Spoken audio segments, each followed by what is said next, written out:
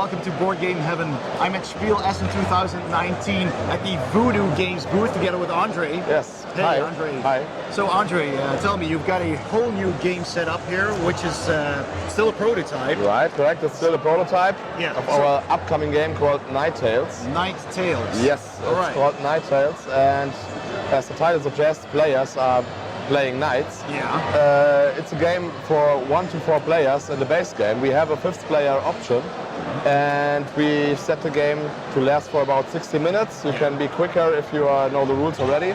So it's really played in 60 minutes. Yeah. And what the game is about is that basically for the background describes the situation that the kingdom is at war with some evil forces. The king has been slain, and you as a knight of honor have taken the wounded prince, which is the only heir to the throne, out of the battle to a remote village somewhere in the country, and you are hiding there from the monsters that are still roaming the country and searching for the prince's whereabouts. So you're in this village, and as you can see, we have these cardboard buildings and these palisades over here, and they are not just for decoration, they are actually used as gaming elements because they represent the life points of the village itself and also your defense lines during the night phase where the monsters will approach and try to destroy them. So in this game, basically what you are doing, each player controls a knight represented by a knight player board. Each knight has a special ability. Each knight has a longsword. That's your basic item that you start with. In the beginning you can draw your knights and you know which one you are going to play. And then you have some fatigue tokens. You need to spend fatigue to do actions, and you have a life token and some grudge token that you can use during the night to help out. Basically, you start the game always in the first day phase, which is always followed by a night phase. And you are going to play 3 day phases and 3 night phases until the support arrives, or the reinforcements, can you say that? Reinforcements arrive and escort you back to the capital. So you have to defend the village and the wounded prince 3 days and 3 nights. Right. In the day phase, which is set up on this side of the game table, you have the market board. The board represents basically the marketplace where you can acquire items, you can hire companions, you can get animals, and all of them help you with special effects during the night phase to defeat the monsters. So there are different types, and it's also kind of a set collection. You are basically trying to get as many different items as you can possibly get. So the more different types you get, the more victory points, which we call Valor points, you will get at the end of the game. And also the cards themselves give Valor points. So this game, with the Valor points, you are playing it in the semi-cooperative version. The game can also be played cooperative, where everyone works together, and it can also be played solo, in which case there is a different mechanic during the day phase. But what we are presenting usually is the semi-cooperative variant, because it turns out to be the most interesting when you're demoing the game. So the semi-cooperative version means you need to be the one that has the most Valor points at the end of the game. Then you are the knight that will be told about in Legends and Tales.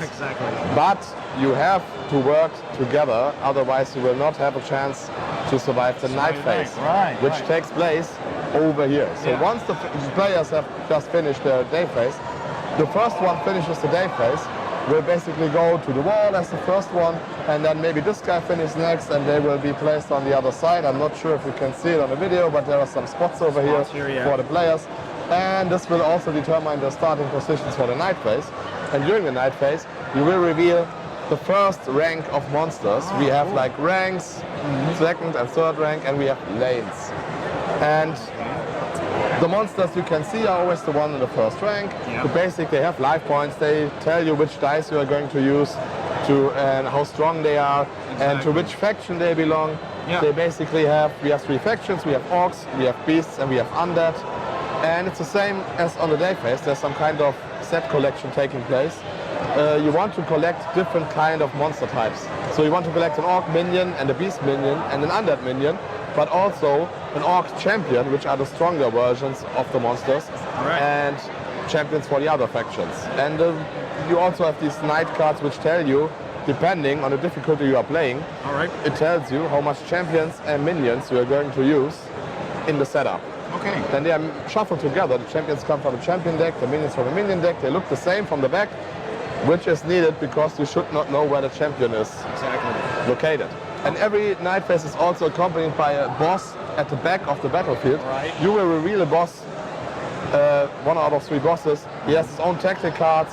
You know what tactic he's going to do next, and the tactic will be triggered each time the Doom tracker hits like the skull icon, and the boss also increases in strength.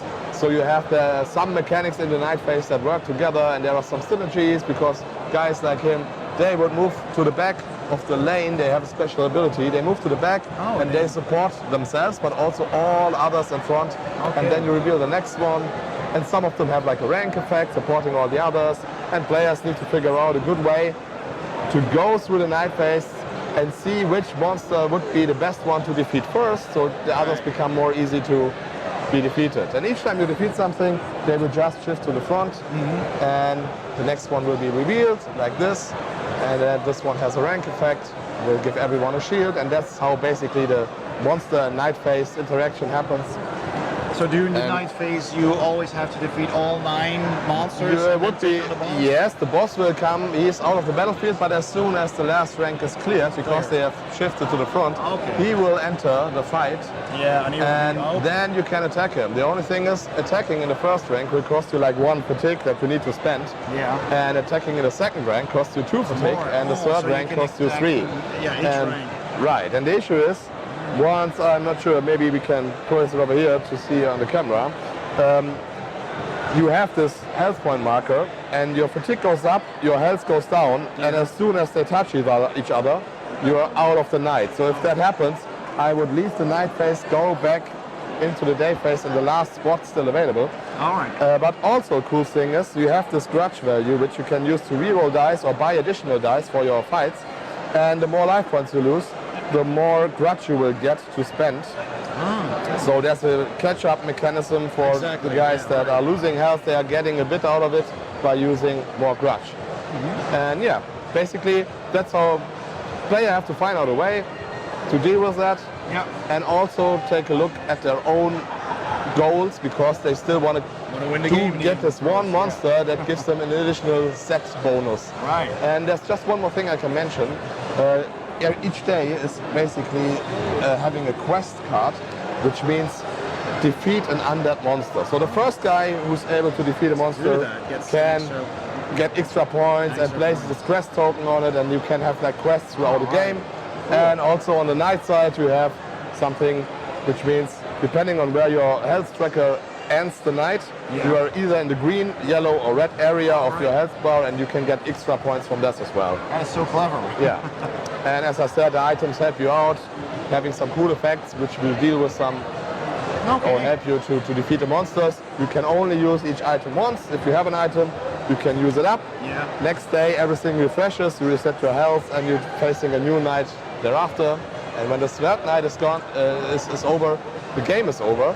But you have to keep track of your health points, because for every monster that you do not defeat, you will suffer damage.